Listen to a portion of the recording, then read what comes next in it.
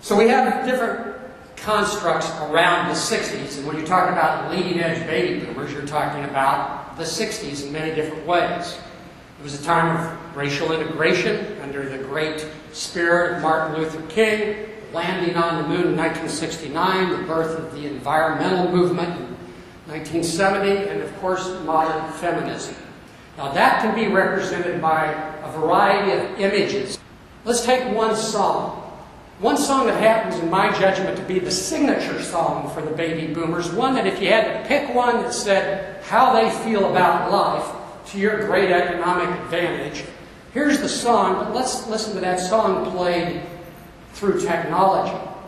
The second leg of our stool is the environment.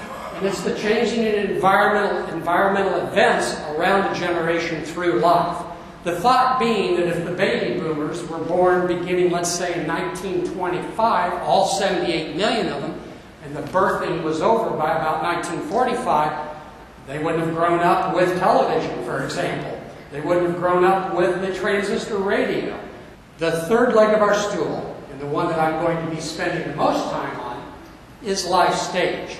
That's the universals of seasons of life that influence how we perceive and react to the world. The thought being that a middle-aged boomer, male or female today, in some fundamental value way, looks at life similarly to their grandparents. And we find the boomers somewhere between the time they came of age and today, struggling with some very similar values and life goals and aspirations and needs. Why do they want to learn? So the boomer at this particular life stage is much more focused on emotions in terms of decision making. That does not mean the person's making rash decisions, but emotions inform the decision process. And that experiences are really today's basis of value creation. Products, services, they got a lot. They got a lot of products, they got attics, they got basements full of products. Services, they expect them, they're baseline. How do you define success? Well, we have marriage, fitness, travel, auto, large home, jewelry, clothes. On the right of this list tend to be the markers of traditional success for younger adults and younger boomers when they were younger. But look how the boomers are defining success today. I love that commercial. It was done by one of the finest directors in the United States, a gentleman by the name of Joe Pitka. However, if you crack the cover of my book, you'll see that I trash a couple of things. Only because it tends to end on a stereotype, and that is that the typical self-absorbed narcissistic boomer would disinherit his or her children so that they could have the ultimate mind-expanding trip around the world. Now, maybe a few would, but I suggest that most boomers are looking for balance. They didn't need to do research to figure this out. I could have told them that. Here's why. Well, 77% said, yes, that's important. I like to see people my own age in advertising. And 78% said, yes, I like to see advertising that reflects my unique sense of my generation.